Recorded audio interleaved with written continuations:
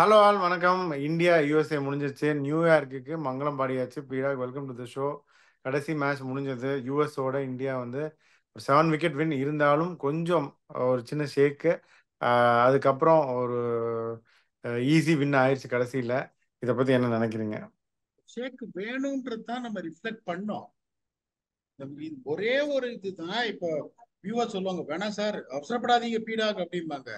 இந்த குடல் உருவுற சம்பவம் நடக்கணும்னா உங்களுக்கு சூரியகுமார் யாதவும் சிவன் தூபேவும் ஃபார்முக்கு வரணும் அப்படின்னு சொன்னோம். அதனால I'm happy for the slump. சொல்றேனே நான் விராட் கோலி ரோஹித் சர்மா பத்தின நான் கவலையே படமாட்டேன். I will not lose my sleep on them. வர வேண்டிய நேரத்துக்கு வருவாங்க. நமக்கு வேண்டியது என்ன? Bowling is firing on all cylinders. இன்னொன்னு பாத்துங்க, 110 ஃபார் 8. பும்ரா விக்கெட் எடுக்காம 110 ஃபார் 8. சிராஜ் விக்கெட் எடுக்காம 110 ஃபார் 8. எவ்வளவு பாசிட்டிவ் சைன்ஸ் பாருங்க உங்களுக்கு. இன்னொன்னு பாருங்க, பாகிஸ்தான் 113 தான் அடிச்சான். அவன் யூஎஸ் 110 அடிச்சான்னா will say well played US. I will not, say anything else. அதுக்கப்புறம் they got Kohli, they got Rohit ஏலியானு, they got the inform Pant ஏலியானு. இன்னொன்னு சொல்றேன் பாருங்க, see, let us be very honest. You don't have the legs to beat a team like India. இப்ப நிறைய பேர் என்ன சொல்லுவாங்க, கனடாவை ஜெயிச்சிட்டாங்க, பாகிஸ்தான் ஏதோ மேட்ச் சூப்பர் ஓவர்ல ஜெயிச்சிட்டாங்க. இந்தியாவை ஜெயிக்கிற அளவுக்கு பாவம் அவங்களுக்கு எக்ஸ்பீரியன்ஸோ ஸ்கில்லோ கிடையாது. தே பஞ்ச்டு அபோவ் தேர் வெயிட். அதுல எந்த சந்தேகமும் கிடையாது. இப்ப பாவம் 5 ரன்லாம் கொடுத்தாங்களே பெனால்ட்டி. அதுதான் சொல்றேன். இப்ப உங்களுக்கு பாருங்களேன், இப்ப சிராஜ் 4 ஓவர்ல 25, பும்ரா 4 ஓவர்ல 25. இது பாகிஸ்தானோட நடந்திருந்தால் நான் உங்களை கேட்கிறேன், மேட்ச் என்ன ஆயிருக்கும்? நான் உங்களை கேட்கிறேன், நீங்க சொல்லணும். அதுக்கப்புறம் ஒன்றும் சொல்றதுக்கு இல்லைன்னா இருக்கும். அப்படிங்கும் போது ஒரு யூஎஸ் டீம் இவ்வளவு தூரம் ஆடி இருக்காங்க. Second thing for India is that, இப்ப பாருங்க எத்தனை தடவை நீங்க சூரியகுமார் யாதவ் 49 பால்ல 50 ரன்னு, சிவம் தூபே 35 பால்ல 31 ரன்னு நீங்க எத்தனை தடவை பார்த்துருப்பீங்க உங்க எக்ஸ்பர்டீஸ்? அதான் ரோஹித் சர்மாவே பார்த்தது இல்லைன்ட்டாரு, இப்படி சூரியகுமார் விளையாடுறது டிஃப்ரெண்ட் கேம் அப்படின்ட்டாரு. That is what you can gain. இப்ப நீங்க வந்து ஒரு மங்களம் பாடையில நியூயார்க்ன்றீங்க, இங்கேயாவது ஒரு 110 பாக்குறீங்க. அங்க வெறும் ஒரு பால் கூட ஆட போறது கிடையாது. அங்க அப்படியா? வெறும் ஷாப்பிங் தான். அங்க ஷாப்பிங், சைட் சீயிங், அவ்வளவுதான் புளோரிடால. நான் வந்து தெரியாம கேக்குறேன்.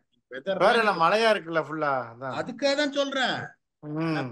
பிச்சு வந்து ஃபெர்லின் பிச்சு தான் உங்களுக்கு. இதே மாதிரிதான் இருக்கு. இதை பார்த்தாச்சு, பழகியாச்சு, விட்டுருங்க இத. இப்ப நான் என்ன சொல்றேன்னா உங்களுக்கு, அங்க வந்து எங்கேயாவது கட்டி ஏதோ ஒரு கிரிக்கெட்னு நீங்க 110 ரன்னுக்கு ஆடினீங்க. அங்க உங்களுக்கு அதுவும் கிடையாது. எல்லாம் உட்காந்து லாட்ஜில உட்காந்துன்னு, ஹோட்டல்ல உட்காந்துன்னு நீங்க கிரவுண்டுக்கே போக மாட்டீங்க. அந்த வெதர் இதை பாத்தீங்கன்னா. நான் இன்னொன்னு கேக்குறேன் உங்க, இப்பெல்லாம் வந்து சேட்டலைட் அதெல்லாம் வந்துருச்சு. நீங்க வந்து 6 மாசம் முன்னாடி, 7 மாசம் முன்னாடி கூட நீங்க வெதர் வந்து இது இதெல்லாம் பார்த்து ஃபோர்காஸ்ட் பண்ண தெரிஞ்சுக்கலாம், முடியும். பண்ண முடியும். ஆனா அது தப்பும் ஆகலாம். அப்படி நான் வந்து இதுவா இப்ப சொல்லல. இதெல்லாம் ரீசெண்ட் டெவலப்மெண்ட் ஸ்பீடாக இப்ப ஃபார்ம் ஆகுறதெல்லாம் அது உங்களும் ஏதோ சொல்றாங்க, டிராபிக்கலா கரீபியன் ஐலாண்ட்ஸ்ல இருக்கிற ஹியூமிடிட்டி அதனால ஹீட்னால ஃபார்ம் ஆகுது அப்படின்னு. நான் என்ன சொல்றேன்னா, இந்த மேஜர் லீக் கிரிக்கெட் ஆடுற டல்லாஸ், அப்புறம் வந்து இந்த மாரிஸ் வள்ளி, பியூட்டிஃபுல் வென்யூஸ், ஒன்றும் பிரச்சனை இல்லை, வெதர் நல்லா இருக்கும் போது ஏன் அங்க வைக்க மாட்டேன்? T20 world cup. இப்ப நான் என்ன சொல்றேன், இப்ப பாகிஸ்தானோட மழை மேட்ச்ல போச்சுன்னா நான் ரொம்ப வருத்தப்படுவேன். இப்ப ஸ்ரீலங்கா பாருங்க, ஒரு சான்ஸே இல்லாம வெளியே போயிட்டாங்க. What is the point? Yes சிட்டி ஈவன் தோ இட் இஸ் இன்னும் நாட். ஒரு சான்ஸ் இருக்கு, பங்களாதேஷ் நேபாள்கிட்ட தோக்கணும். சார் அதுக்கப்புறம் நேபாள் பங்களாதேஷ் மேட்சும் இது இன்னொரு மேட்ச் வந்து மலையாள ஃபுல்லா போயிடும். பங்களாதேஷ் நெதர்லாந்து இருக்கு மேட்ச் இருக்குல்ல, அந்த மேட்ச் ஃபுல்லா மலையில வாஷ் அவுட் ஆகணும். இது ரெண்டு நடந்தா ஸ்ரீலங்கா உள்ள போயிடுவாங்க. யோசிச்சு பாருங்க, ஆல்ரெடி உங்களுக்கு கஷ்டமா இருக்குன்னா ஒருத்தன் தோக்கணும், இன்னொருத்தன் மழையில போனோம். எத்தனை ரிசல்ட் அதுக்கப்புறம் நம்ம ஜெயிக்கணும். அதெல்லாம் விட முக்கியமா நம்ம ஜெயிக்கணும். இப்ப நீங்க பாத்தீங்கன்னா Pakistan has got a better chance. I'm telling you again. நிறைய பேர் தான் அஸ்வின் என்ன கேட்டாரு, அப்ப மச்சி யூஎஸ்ஏ அப்படின்னாரு. யூஎஸ்ஏ இனிமே ஜெயிக்க மாட்டாங்க. ஆனா அயர்லாந்து என்னன்னா மேட்ச் நடக்காது பீடாக, அதுதான் இப்போ ஒரு இது. என்ன பிரயோஜனம்ன்ற நான். T20 வேர்ல்ட் கப் இப்படி ஆடி மழையில ஒரு டீம் சான்ஸே இல்லாம, yes Sri Lanka deserve to go out. But பாவம் ஒரு 2 மேட்ச் ஆடி இது பண்ணி தான் அவங்களுக்கு இதுவா இருக்கும். இப்ப இந்த மாதிரி ஆயிடுச்சு. ஸோ இந்தியா பாத்தீங்கன்னா இந்த மேட்ச் பெருசா ரிஃப்ளெக்ட் பண்ணதுக்கு ஒண்ணுமே கிடையாது. They restricted USA to 110 with Siraj and Bumrah not coming into the picture. Jadeja போலிங்கே போடல, தூபேக்கு ஒரு ஓவர் கொடுத்தாங்க. அதுக்கப்புறம் they've lost Kohli and Rohit Sharma very very early, Pant also very early. ஒரு 39 ஃபார் 3 ஒரு மாதிரி இருந்துச்சு. அதுக்கப்புறம் இந்த 2 பேரும் இவ்வளோ ரெஸ்பான்சிபிளா ஆனது India is only getting better as a team அப்படிங்கும்போது it is extraordinary சொல்றதுக்கு எதுவுமே இல்ல. But I would say kudos to US. If that is the case, if the rest of the matches are going to get rained out and US is going to make it, they deserve it because they have beaten Canada by chasing 195, and then they also almost chased 159 against Pakistan, which is considered one of the potent bowling attacks in the competition. So deserve it. So மழையில பெஞ்சாலும் இன்னும் எனக்கு பாவம் பாகிஸ்தானு ஒரு சான்ஸே கிடைக்காம ஆட முடியாம போயிடுது. நம்ம ஆடி தோத்தாங்கன்னா அது வேற விஷயம். But we cannot dwell about it. So India பொறுத்த வரைக்கும் 10 out of 10. There is no more reflection in this. They have been picking at the right time. Super. அதுல முக்கியமான ஆஸ்பெக்ட் என்னன்னா அந்த பவுலிங் யூனிட் வந்து ரொம்ப ரவுண்டடா நிறைய டெப்த் இருக்கு. நான் ஆஸ் அ டீம் இப்போ பார்த்தீங்கன்னா இன்னைக்கு சிராஜோ பும்ராவோ விக்கெட் எடுக்கல. ஆனால் அவங்க போட்ட ப்ரெஷரில் ஹர்ஷ்தீப்புக்கு விக்கெட்ஸ் வந்தது அப்படின்னு நான் சொல்லுவேன். ஹர்திக்கு விக்கெட் வந்ததுன்னு நான் சொல்லுவேன். ஸோ அந்த மாதிரி தேர் ஹண்டிங் அஸ் அ பேக் அப்படின்னு சொல்லலாம். இன்னொன்று ஜடேஜாக்கு இன்னைக்கு பவுலிங்கே கொடுக்கலையே, அது ஏன்னு நீங்கள் நினைக்கிறீங்க? It is very simple sir. அவங்க எப்படி யோசிக்கிறாங்கன்னா, குல்தீப்பை நீங்க உள்ள கொண்டு வரணும்னா என்னை பொறுத்த வரைக்கும் someone was to get out is going to be Jadeja or Axar Patel தான். சிராஜை கை வைக்க முடியாது. நான் திருப்பி திருப்பி சொல்றேன். இப்ப எல்லாரும் நான் சொன்னதுக்கு இது பண்ணாங்க. பார்படாஸ் குட்டி கிரவுண்டு, தரூபா குட்டி கிரவுண்டு, 180 அடிச்சிருவாங்க. ரன்னே அடிக்க முடியாது. ஃபிங்கர் ஸ்பின்னர் தான் விக்கெட் எடுப்பாங்க. இதுல கரீபியன்ல ரிஸ்ட் ஸ்பின்னர் கிடையாது. அப்படிங்கும்போது they are trying all their combination to see who is better as a bowler. ஏன்னா Axar Patel can contribute, Jadeja can also contribute with the bat. அப்படிங்கும்போது I see a clear plan of not disturbing this pace attack which has been potent. இவங்க வந்துட்டு உங்களுக்கு சிராஜை வச்சிருந்தாங்கன்னா பும்ரா பின்னாடி இந்த slow பிச்சஸ்ல அதுவும் death overs Bumrah போட்டாருன்னா அடிக்கவே முடியாது. சிராஜ் ஆடியே ஆகணும். I am thinking that is the way they are seeing what Akshar Patel can he do the lead bowler job. இப்ப ஜடேஜா இல்லைன்னா 4 ஓவர்ல 22 எந்த அளவுக்கு கொடுக்க முடியும், அந்த எக்ஸ்பெரிமெண்ட்டை பாக்குறாங்க. அப்ப குல்தீப் கொண்டு வருவாங்களா இல்ல எக்ஸ்ட்ரா பேட்டரை கொண்டு வருவாங்களா? குல்தீப் தான் கொண்டு வர ட்ரை குல்தீப் தான் கொண்டு வருவாங்க. சேஞ்சு பண்ணணும்னா அவங்க என்ன பண்ணுவான்னு பாப்பாங்கன்னா, இப்ப சூரியகுமாரும் ஃபார்முக்கு வந்துட்டாரு, தூபேவும் ஃபார்முக்கு வந்துட்டாருன்னா why you want your number 8 to bat? why you want to have your number 8 to bat? நீங்க அதுக்கப்புறம் நம்பர் 8 நீங்க பேட்டிங் ஆடணும்னா I am sorry. So the ideal thing is to see who they can replace when it comes to Kuldeep, not to disturbing the pace attack. Everything India has been doing is perfectly right. You know how we reflect. ஏதாவது தப்பு பண்ணா first மண்டேல நம்ம அடிக்கிற ஆளுங்க இந்த மாதிரி பண்ணிட்டாங்கன்னு. they are doing a fantastic job so far with no problem at all. இன்னொரு நிறைய பேர் கேட்பாங்க, யோ முதல்ல இருந்து நீ சொல்லிட்டு இருக்க கோலி ஓப்பனிங் ஆடக்கூடாதுன்னு, அதே மாதிரி ஃபெயில் ஆறாரு, இப்ப இந்தியா எல்லாம் கரெக்டா பண்றாங்கன்னு சப்பா கட்டு கட்டுறேன். நான் என்ன சொல்ல வரேன்னா, கோலி மாதிரி ஒரு ஆளு நீங்க வந்துட்டு 3 மேட்சுக்கு அப்புறம் நீ நம்பர் 3 ஆடுன்னா ஈகோ ஹர்ட் ஆகும். அதுவே ஒரு கான்பிடன்ஸ் போற மாதிரி இருக்கும். பத்தியா என்ன மாதிரி ஒரு பிளேயரை நீ டிமோட் பண்ற நம்பிக்கை இல்லாம திருப்பியும் ஃபெயில் ஆகிறதுக்கு சான்ஸ் இருக்குன்றதுனால he has to just continue opening the batting. அது கசாமுசன் குழப்பத்தை உண்டு பண்ணும். அதுக்கப்புறம் டீம்ல தூபே அடிச்சிருக்காரு, ஜெய்ஸ்வால் உள்ள வந்தாருன்னா தூபே வெளியே போனோம், கோலி நம்பர் 3 போனோம், பண்ட் 3ல இருந்து தேவையே இல்ல. கோலி ரோஹித் சர்மாலாம் பத்தி பேசவே கூடாது. அதனால even though we expected Kohli to bat at number 3 would have been ideal, which didn't happen at the start of the tournament, should continue and it should remain the same. Bottom line. Super. Okay, US வந்து என்னதான் இருந்தாலும் இன்னைக்கு ஒரு match தோத்துட்டாங்க. இருந்தாலும் well played. அவங்களுக்கு இன்னும் their chances are still bright. என்ன ஆகுதுன்னு பார்ப்போம். எனக்கும் அவங்கள மாதிரி தான். பாகிஸ்தான் மேட்ச் அவங்க ஆடி தோத்தா பரவாயில்ல, மழை வந்து அவங்க வெளியே போகிறது எனக்கும் வருத்தம் தான். Even though it is Pakistan, இந்தியாவோட ரைவல் டீம் அப்படின்னாலுமே I want them to play and நல்லா விளையாண்டா they deserve, they have to go to the next round அப்படின்னு தான் நானும் நினைக்கிறேன். ஸோ இந்தியா பொறுத்த வரைக்கும் நீங்கள் சொன்ன மாதிரி எல்லா பாக்ஸும் டிக் அடிச்சிட்டாங்க. உங்கள் ஃபைனல் தாட்ஸ் என்ன? India has been brilliant. இதுக்கு மேல சொல்றதுக்கு எதுவுமே இல்லை. I am expecting them to go further more than semi-finals. Semi-finals முன்னாடியே சொன்னோம். அந்த மாதிரி நிறைய பேர் நம்பல அதை. ஏன்னா வந்து அந்த not many people are happy with the team selection, ரொம்ப வீக்கா இருக்கு. நான் வந்து சும்மா வந்து I am telling high about India too because I like இட்னா சொன்னாங்க. Only thing is you have to get the bits and pieces together. அது வந்து India has been doing well. They're going to be a force to reckon with. இப்போ அடுத்த ஒரு சம்பவம் இப்பதான் நடந்து முடிஞ்சிருக்கு, அதுக்கு போலாமா? அப்படியே போகலாம். அந்த சம்பவத்துக்கும் மங்களம் பாடலான்னு முதல்ல ஆரம்பித்தேன். மங்களம் பாடிட்டாங்க நியூசிலாண்டுக்கு உங்கள் ஆசைப்படி. நீங்களும் எந்த நேரத்தில் சொன்னீங்களோ, நீங்கள் முதல்லையே ப்ரிவியூலேயே சொன்னீங்க வருஷம் நான் நியூசிலாந்து போகாதுன்னு சொல்கிறேன். போகவே ஆனால் என்னை வந்து பொய்யாக்கிட்டு அவங்க உள்ளே போயிடுறாங்க, இந்த வாட்டி போகாது அப்படின்னு நீங்கள் சொன்னீங்க. இந்த மேட்ச் ப்ரிவியூலையும் நீங்க சொன்னீங்க. நான் நான் வந்து அடம் பிடிச்சு இல்ல நியூசிலாந்து ஜெயிப்பாங்க அப்படின்னு நான் சொன்னேன். ஆனால் என்னுடைய இதை பொய்யாக்கிட்டு உங்களை வந்து கரெக்டா சிறப்பா வெஸ்ட் இண்டீஸ் ஜெயிச்சு நியூசிலாண்டை சிறப்பா செஞ்சுட்டாங்க. உங்களுடைய தாட்ஸ் என்ன? நீங்க ஓ, விஜய் கார்த்திகேயன் சொல்றாரா? அவரை இந்த ஒரு தடையாவது தப்பாக்கலான்னு ஆடின மாதிரி தோணுது. இந்த இல்ல, ஹானஸ்டா சொல்றேன், what you said would have happened handsomely. சாதாரணமா கூட கிடையாது. இப்ப நேத்தே வந்து நம்ம என்ன சொன்னோம், 153 average first inning score, 151 average first inning score, 169 தான் ஹையஸ்ட் சேஸ், ரன்னே வராது பெருபா நான் பார்த்திருக்கேன் அப்படின்னு சொன்னேன். அந்த மாதிரி ஒரு இதுல இப்ப நீங்க யோசிச்சு பாருங்க, பவர் பிளேல வந்து ஒரு ஸ்டார்ட் கிடைக்கணும்னா நல்ல ஸ்டார்ட் கிடைச்சது வெஸ்ட் இண்டீஸ் ஆடும்போது. ஆனா நியூசிலாந்துக்கு 10 ஓவர்ல 23 for 4. இங்கேருந்து எப்படி நீங்க சொல்றது தப்பா ஆகும்? 10 ஓவர்ல 23 for 4. அது எப்படின்னா, இப்ப left hander and shorter bowling போட முடியாது இல்லையா? அந்த கேவலம் ஃபர்ஸ்ட் இல்ல அதெல்லாம் ஒத்துக்கவே இல்ல முடியாது. சார், அதே லெஃப்ட் ஐசிசி ஹேண்டர் தானே அவுட் ஆக்குனாரு, அவர் அகில் ஹுசேனை தானே அவுட் ஆக்குனாரு. ஐசிசி வந்து இந்த ரூலை மாத்தணும். ஏன்னா இந்த மாதிரி நீங்க எழுதி கையெழுத்து வாங்கிட்டீங்கன்னு வச்சுக்கோங்களேன், லெப்ட் ஹேண்டர் இருக்கும்போது லெப்ட் ஹேண்ட் ஸ்பின்னர் போட முடியாதுன்னு அவங்க என்ன பண்ணுவாங்கப்பா நியூசிலாந்து சொல்லுங்க. நீங்க இது பண்ணுவாங்க, அதனால வேற வழியே இல்லாம அதுக்கப்புறம் என்ன பண்ணிருக்காங்க, ஒரு கோர்ட்ல வந்து ஒரு பைலா வந்து பாஸ் பண்ணி அதுக்கப்புறம் கோர்ட் சொன்னாங்களாம் லெப்ட் ஹேண்ட் ஸ்பின்னர் நீங்க போடலான்னு. சோ அதுக்கப்புறம் என்ன பண்ணிருக்காங்க, 11வது ஓவர் சாட்னர் கொடுத்தாங்க. ஆனா அது ஃபர்ஸ்ட் அதுக்கு ஓவர்ல முன்னாடியே விக்கெட் ஆஃப் எடுத்துட்டாங்க. ஸ்பின்னர் கொண்டு வந்துட்டாங்க. லெஃப்ட் ஹேண்டர்னோடனே ஆஃப் ஸ்பின்னர் தான் வரணும் அப்படின்னு கொண்டு வந்துட்டாங்க. இது அதுவும் அந்த ஆஃப் ஸ்பின்னர் வந்து டெஸ்ட்ல 396 விக்கெட் எடுத்திருக்காரு. குறை சொல்லக்கூடாது. அந்த ஆஃப் ஸ்பின்னர் வந்து 396 டெஸ்ட் விக்கெட் எடுத்திருக்காரு. அஸ்வினோட ஒரு 100 விக்கெட் தான் கம்மியா இருக்காரு. அதுவும் சாண்ட்னர் எப்படி ஃபர்ஸ்ட் ஓவர்ல ஸ்ட்ரைக் பண்ணாரு. அந்த கோர்ட் எப்படி வந்து ஆர்டர் கொடுத்துச்சுன்னா ஒரு ஓவர் தான் போடலாம். சரி, நீங்க தூரம் அப்பீல் பண்ணிருக்கீங்க, 2 லெப்ட் ஹேண்டர் இருக்கும்போது ஒரு ஓவர் தான் விக்கெட் விழுந்தாலும் ஒரு ஓவர் மேல போடக்கூடாது. அதனால போட முடியல.